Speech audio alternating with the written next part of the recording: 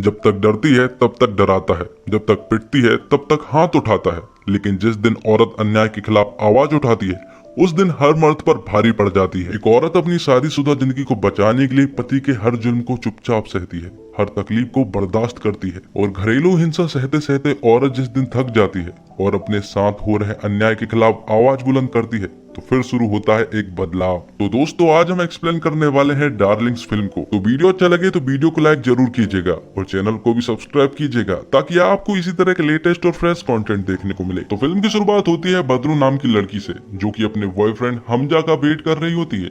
वो काफी देर तक इंतजार करती है लेकिन हमजा अभी तक नहीं आया था और काफी देर तक इंतजार करने के बाद हमजा आखिरकार आ जाता है। हमजा आकर बदरू से माफी मांगता है जिसके बदले में बदरू उसे माफ भी कर देती है क्योंकि हमजा उसे कहता है कि वो अब उससे शादी करना चाहता है। दरअसल बदरू बहुत पहले से चाह रही है कि वो दोनों शादी कर ले, तो आखिरकार वो लोग शादी कर लेते हैं और अब 3 साल बाद का सीन दिखाया जाता है। और शादी के बाद बदरू और हमजा की जिंदगी में प्यार कम और तकरार ज्यादा होती है। हमजा से लव मैरिज करने के बाद बदरू कई बड़े सपने देखती है, एक अच्छा घर, प्यार करने वाला पति और एक बच्चा। बदरू अपने और हमजा के लिए एक लग्जरियस लाइफ चाहती थी लेकिन हमजा को शराब पीने की लत होती है और वो अपनी नौकरी से भी नाखुश रहता है। जो बदरू ने सोचा था वो तो यहाँ पर बिल्कुल भी नहीं था क्योंकि हमजा तो बदरू को छोटी छोटी बातों पर मारता है, यहाँ तक कि खाने में जब एक छोटा सा कंकर भी निकल जाए तो वो बदरू को बुरी तरह से पीटता है।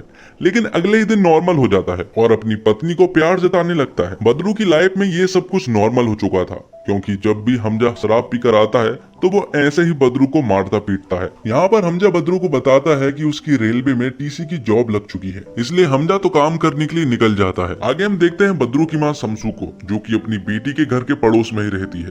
उसे बेटी के शरीर पर जख्म देखकर तकलीफ होती है। शमसू बदरू से कहती है कि या तो वो हमजा को छोड़ दे या फिर उसे जान से मार दे, पर बदरू तो अपने पति से बहुत प्यार करती है इसलिए वो ऐसा कुछ भी नहीं कर पाती। आगे हम देखते हैं हमजा को जो कि रेलवे की टॉयलेट साफ कर रहा होता है। दरअसल उसे टीसी की जॉब तो जरूर मिली थी लेकिन उसके कुछ बड़े ऑफिसर उससे यही काम करवाते हैं। जिसके बाद हम जुल्फी नाम के एक आदमी को देखते हैं जो कि शमसू के घर पर आया हुआ था। दरअसल शमसू केटरिंग का काम करती है और वो पुलिस स्टेशन खाना वगैरह पहुंचाया करती है और इस काम में जुल्फी उसका साथ देता है। और यहाँ पर हम ये भी देख पाते हैं कि जुल्फी बदरू के ऊपर डोरे भी डाल रहा होता है। बदरू के अपने पति की शराब किसी भी हालत में छुड़वानी थी इसलिए वो एक मेडिकल शॉप पर जाती है और शराब छुड़वाने की कुछ गोलियां लेती है। साथ में वो वहाँ के लोगों से ये भी कह देती है कि ये बात वो लोग हमजा को ना बताएं। और हमजा जब अपना काम करके वापस लौट रहा होता है तो उसे उन्हीं लोगों के द्वारा पता चल जाता है कि बदरू ने यहाँ से शराब छुड़वाने की कुछ गोलियां वगैरह लेकर गई है। इसलिए जब वो घर पहुंचता है तो वो फिर से बदरू के साथ बदसलूकी करने लगता है और उसे काफी बुरी तरह से टॉर्चर करता है। अब क्योंकि शमसू उसके घर के पड़ोस में ही रहती थी इसलिए उसे सारी बातें मालूम है। अब हमजा को इम्प्रेस करने के लिए बदरू ऑनलाइन कुछ ड्रेसेस खरीदती है और खूब तैयार होकर वो हमजा का इंतजार कर रही होती है। थोड़ी देर बाद दरवाजे की बेल बजती है और जैसे ही वो दरवाजा खोलती है तो हमजा तो वहाँ पर नहीं होता, लेकिन यहाँ पर वो आदमी उससे कहता है कि नीचे बिल्डर्स आए हैं और वो हमजा का इंतजार कर रहे हैं। अब क्योंकि हमजा नहीं था इसलिए बदरू को ही उस मीटिंग में जाना पड़ता है, लेकिन यहाँ पर शमसू बदरू को चिल्लाते हुए कहती है कि उसे यहाँ पर नहीं आना चाहिए क्योंकि अगर हमजा ने उसे यहाँ पर देख लिया तो वो उसे बहुत मारेगा। इसके बावजूद बदरू यहाँ पर बैठ जाती है और फिर थोड़ी ही देर के बाद हमजा भी आ जाता है जो कि बदरू को यहाँ से ले जा लेता है। घर आने पर हमजा शराब पी रहा होता है लेकिन अचानक ही उसकी नजर ऑनलाइन आए हुए कुछ सामान पर पड़ती है जिनमें वो देखता है कुछ सैंडल्स और उन्हीं सैंडल्स से वो बदरू को बुरी तरह से मारने लगता है और उसके हाथ को बुरी तरह से इंजर्ड भी कर देता है। अगले दिन बदरू बहुत गुस्से में थी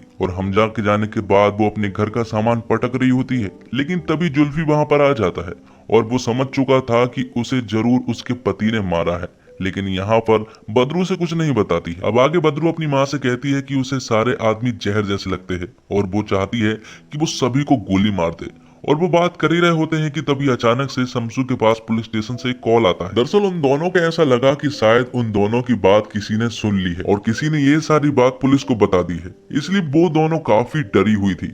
यहाँ पर पुलिस वाला उन दोनों से कहता है कि उन्हें तुरंत ही पुलिस स्टेशन आना होगा और जब वो दोनों पुलिस स्टेशन जाते हैं तो उनके सारे के सारे डाउट क्लियर हो चुके थे क्योंकि उन्हें पता चला है कि ये कंप्लेंट उनके लिए नहीं बल्कि ये कंप्लेंट तो उसके पति हमजा के लिए है और ये कंप्लेंट जुल्फी ने की है। और यहाँ पर हमजा को भी लाया जाता है और उसे देखकर बदरू पुलिस वालों को बता देती है कि उसका पति उसे बहुत मारता है और सेक्शन 49 के तहत उसे 3 साल की जेल भी हो सकती है अगर वो कंप्लेंट करे तो बदरू भी कंप्लेंट करने के लिए मान जाती है, लेकिन उससे पहले वो हमजा से मिलने के लिए जाती है। लेकिन हमजा यहाँ पर बदरू को इमोशनली ब्लैकमेल कर लेता है और कहता है कि आज के बाद वो शराब कभी नहीं पिएगा और वो जल्द से जल्द बच्चा भी प्लान करेंगे। तो बदरू भी उसकी बातों में बह जाती है और तुरंत ही इंस्पेक्टर के पास आती है और अपनी कंप्लेंट को वापस लेती है। जिसके बाद वो पुलिस स्टेशन से वापस आते हैं तो यहाँ पर शमसू बदरू से कहती है कि वो बहुत गलत कर रही है और साथ ही शमसू बदरू को एक स्टोरी भी सुनाती है। वो कहती है कि एक दिन जंगल में बाढ़ आई, सब जगह पानी ही पानी भर चुका था और वहीं पर एक बिच्छू था जिसे की नदी को क्रॉस करना था। इसलिए वो मेंढक से कहता है कि क्या वो उसे नदी को पार करवाएगा। तो मेंढक उससे कहता है कि तू बिच्छू है, तू काटेगा। जिस पर बिच्छू मेंढक से कहता है कि अगर मैं तुझे काटूंगा तो हम दोनों ही डूब जाएंगे, इसलिए मैं तुझे नहीं काट सकता। तो मेंढक भी मान जाता है और उसे अपनी पीठ पर बिठालकर नदी को पार कराने लगता है। लेकिन जब मेंढक और बिच्छू नदी के एंड पर पहुंच जाते हैं तो आखिर में बिच्छू मेंढक को काट लेता है और यहाँ पर बिच्छू मेंढक से कहता है कि मैं बिच्छू हूँ और काटना मेरी फितरत में है। और शमसू यही बात बदरू को भी समझा रही थी कि तेरा पति भी बिच्छू है और वो तुझे जरूर काटेगा। लेकिन बदरू उनसे कहती है कि अब वो बदल चुके हैं। और जब सभी लोग वापस आ रहे होते हैं तो हमजा को ये जानना था कि आखिर उसकी कंप्लेंट की किसने है, लेकिन यहाँ पर दोनों नहीं बता रहे होते हैं।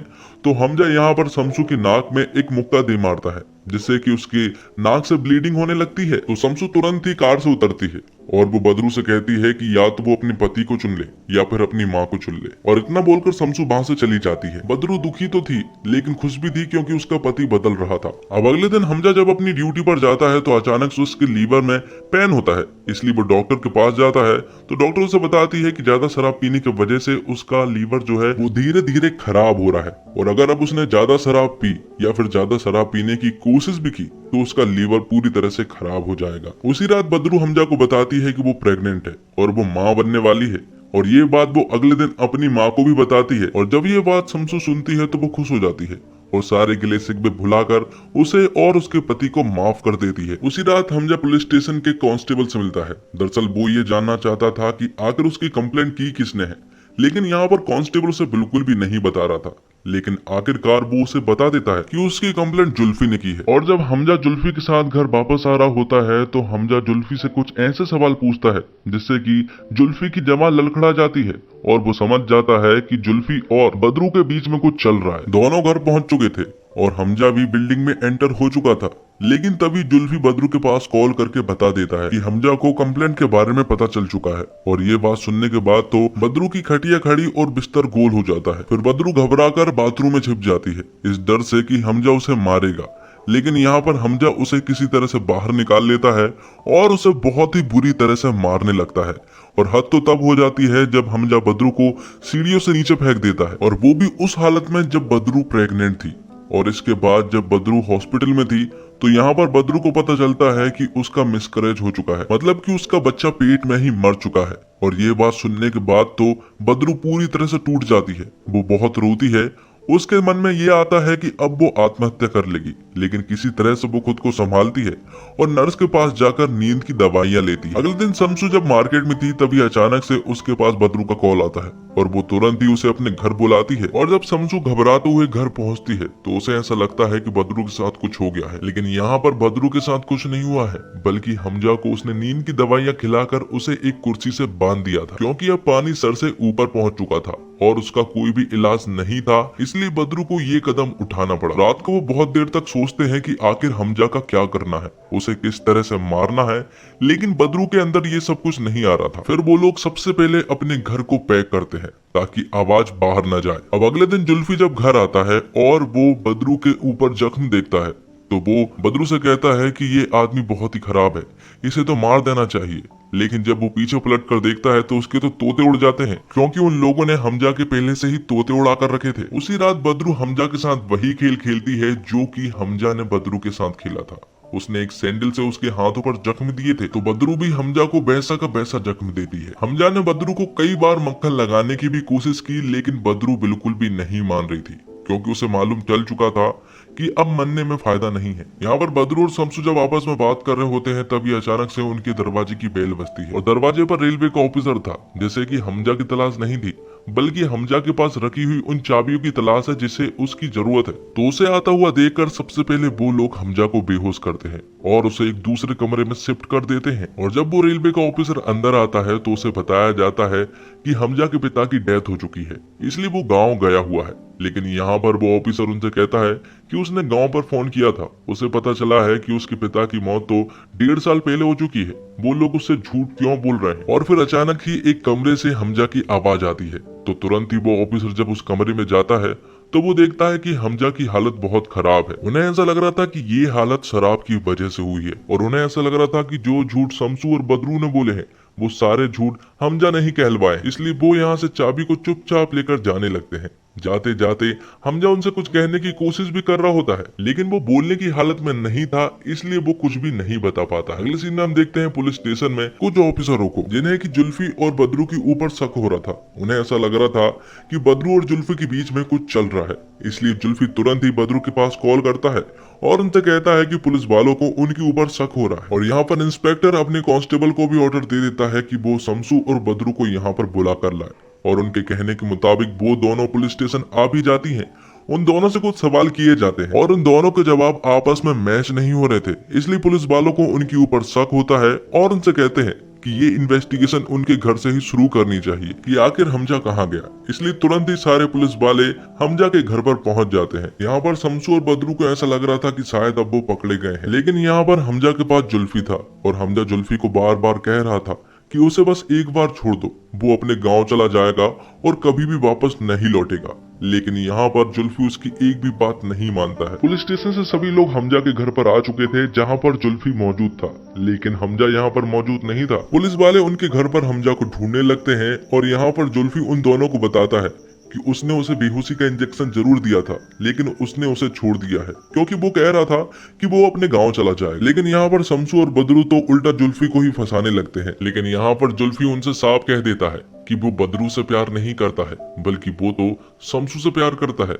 और तभी उस कांस्टेबल के पास पुलिस स्टेशन से फोन आता है और जब वो लोग पुलिस स्टेशन जा ही रहे होते हैं कि तभी शमसू जुल्फी के साथ इमरान हाशमी बन जाती है और अपने प्यार का भी इजहार कर देती है। तो हमजा पुलिस स्टेशन तो पहुंच चुका था, लेकिन वो कुछ भी कहने की हालत में नहीं था क्योंकि हाल ही में उसे एक बेहोशी का इंजेक्शन लगाया गया है जिसका डोज अभी भी चल रहा होता है, इसलिए वो कुछ भी कहने की हालत में नहीं था। थोड़ी देर के बाद बदरू उसके पास पहुंच जाती है। दरअसल हमजा कहना चाह रहा था कि इन लोगों ने मुझे मारा, लेकिन बदरू उनको एहसास दिलाती है कि उन लोगों ने उसे नहीं मारा, बल्कि हमजा उन्हें मारना चाहता है। तब पुलिस इंस्पेक्टर हमजा और उसकी पूरी फैमिली को वापस भेज देते हैं। और जब वो लोग वापस आ रहे होते हैं तो हमजा देखता है कि जुल्फी का चक्कर बदरू के साथ नहीं बल्कि शमसू के साथ है। घर आने पर वो प्लान बनाते हैं कि आखिर हमजा के साथ क्या करना है, क्योंकि अगर इसे खुला छोड़ दिया जाए तो ये फिर से पुलिस स्टेशन पहुंच जाएगा और सब कुछ बता देगा, इसलिए अच्छा यही होगा कि इसे मार दिया जाए।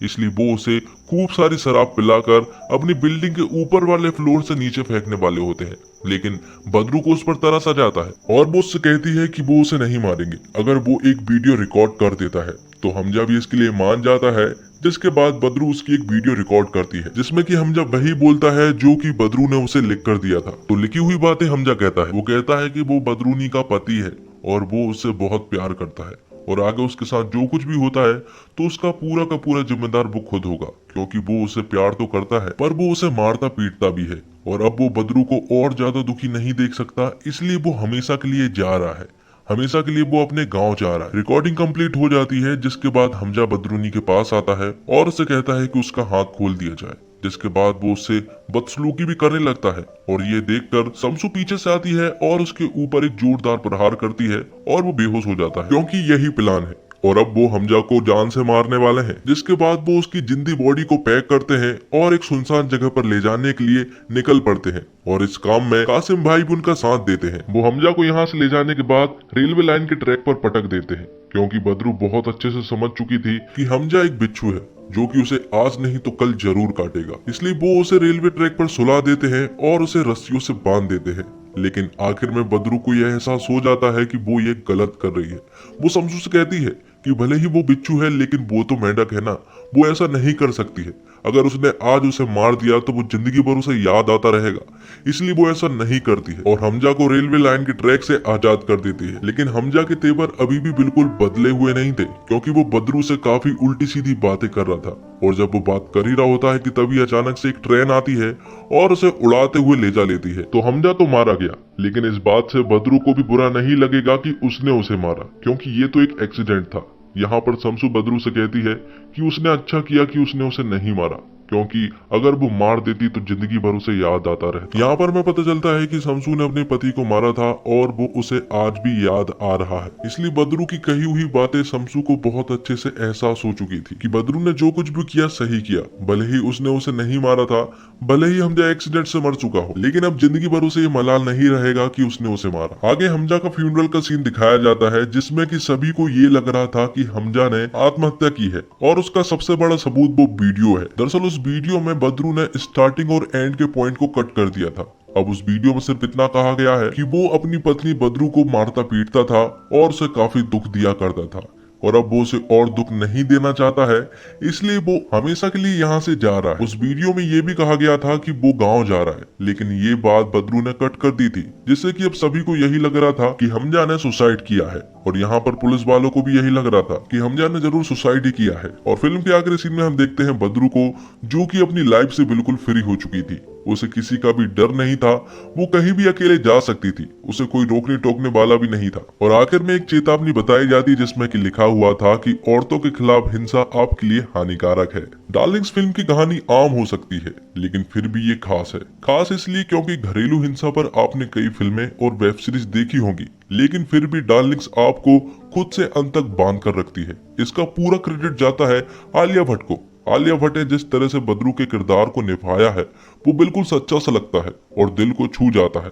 एक डरपोक सहमी हुई बीबी से निडर बेखौफ और दबंग डार्लिंग्स बनने का सफर आलिया ने जिस तरह से तय किया है, वो काबिल तारीफ है। सैफ अली खान ने भी आलिया का जिस तरह से साथ दिया है, उसके हम दीवाने हो गए। माँ बेटी की जोड़ी ने फिल्म का पूरा दारोमदार अपने कंधों पर ले लिया। दोनों की ट्यूनिंग देखकर आपको खूब मजा आने वाला है। फिल्मी ड्रामा में आलिया और सैफ अली की डार्क कॉमेडी आपको खूब इंटरटेन करेगी। एक पॉइंट पर आप भी उनके किरदारों में खो जाएंगे। तो दोस्तों, यदि आप किसी रेस्टोरेंट या सिनेमा घर में अकेले जा सकते हैं, तो आप जिंदगी में कुछ भी कर सकते हैं। हालांकि महिलाओं के साथ कई मायनों में ऐसा नहीं होता है। वह समाज की चुभती आंखों के बीच एक अस्थिर और जहरीले रिश्ते को भी ढोती रहती है। यह आश्चर्य से ज्यादा समाज की घटिया सोच का नतीजा है कि महिलाएं अपमानजनक और हिंसक वैवाहिक रिश्ते को अकेले रहने से ज्यादा सम्मानजनक मानती है, या फिर यह कि हमारा समाज उसे यह करने पर मजबूर कर देता है। एक पति जिसे बाहरी दुनिया में सिर्फ धुतकारा जाता है, वो घर में खुद को शहंशाह समझता है। अपनी ईगो को सेटिस्फाई करने के लिए वो अपनी मासूम और प्यार करने वाले बीवी पर हाथ भी उठाता है, उसे हर बात पर जलील करता है, पीटता है, गंदा सलूक करके खुद को बड़ा समझने की कोशिश करता है। बीवी पति की हर हरकत को चुपचाप सहती है, ये सोचकर कि एक दिन बदल जाएगा। लेकिन बदलता पति नहीं, बल्कि बदलना पत्नी को पड़ता है, क्योंकि बदलाव लाने की सचमुच जरूरत है। फिल्म की सबसे अच्छी बात यह है कि ये महिलाओं को पीड़ित दिखाने के लिए पूरी पुरुष जाति को विलेन की तरह पेश नहीं करती, सिर्फ उन्हें विलन बनाती है जो विलन है। मानवीय पितृसत्ता के खिलाफ आवाज बुलंद करती है, पर पुरुषों को शैतान की तरह ट्रीट नहीं करती। फिल्म में अति किसी चीज की नहीं है, इसे अच्छी या बुरी कहना बेईमानी होगी। ये एक बेहद जरूरी मुद्दे पर बनी एक जरूरी फिल्म की डायरेक्टर जसमीत का डायरेक्शन बहुत अच्छा है। उन्होंने एक लीनियर स्टोरी को अच्छे ट्रीटमेंट से उम्दा बना दिया है। वो छोटे छोटे मूवमेंट्स पैदा करती और आपके अंदर किरदार को क्रूरता भर देती, उनके प्रति सहानुभूति जगाती है। फिल्म में प्रतिसत्ता के खिलाफ विद्रोह छेड़ती है, पर कहीं पर भी चिल्लाती नहीं है। ये फिल्म की खासियत है, एक झटके में बहुत सरलता से ऐसी बात कह जाती जो आपके साथ रह जाती। जैसे जब बदरू की माँ पुलिस वाले से कहती है कि मर्द लोग दारू पीकर जल्लाद क्यों बन जाते हैं। पुलिस वाला जवाब देता है, क्योंकि औरत उसे बनने देती है। विजय मौर्य, परवेज शेख और जसमीत के डायलॉग्स तेजाबी है, जिनके डायलॉग्स तीर की तरह चुभते हैं। कुछ फ्रेम सुंदर और प्रयोग धर्मी है। मिरर का बढ़िया ढंग से यूज हुआ है। अभी तक हम स्कूटी या बाइक के शीशे से पिछली सीट पर बैठकर व्यक्ति का चेहरा देखते हैं, पर यहाँ पर ऐसा कैमरा एंगल इस्तेमाल हुआ है जिसमें दो आदमी एक छोटे से शीशे में बिना एक दूसरे को ब्लॉक किए दिख रहे हैं। ऐसे ही फ्रेम है जहां आलिया शीशे के सामने सज रही है और मिरर में उनके चारों रिफ्लेक्शन नजर आ रहे हैं। वाइड एंगल लेंस का इस्तेमाल अच्छा है, एक फ्रेम जिसमें बिल्डिंग से लेकर बाजार तक सब दिख रहा है। तो दोस्तों उम्मीद करता हूँ आपको ये वीडियो पसंद आई होगी। वीडियो पसंद आई हो तो वीडियो को लाइक जरूर करें और चैनल को भी सब्सक्राइब करें ताकि आपको इसी तरह के लेटेस्ट और फ्रेश कंटेंट देखने को मिले। मिलते हैं एक और धमाकेदार वीडियो के साथ, तब तक के लिए आप हमारे चैनल के साथ बने रहिए। जय हिंद, जय भारत।